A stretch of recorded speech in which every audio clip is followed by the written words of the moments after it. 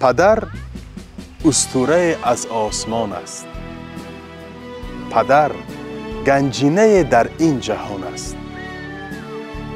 پدر معنای هستی، رمزی بودن، چو خون در شهرگ جانم روان است.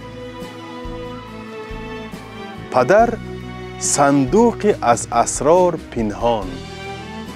پدر سنگ صبور امتحان است. پدر در ذهن من شیواترین شیر. پدر در باورم یک قهرمان است. پدر زیباترین تصویر دنیا، میان روح و قلبم در نهان است.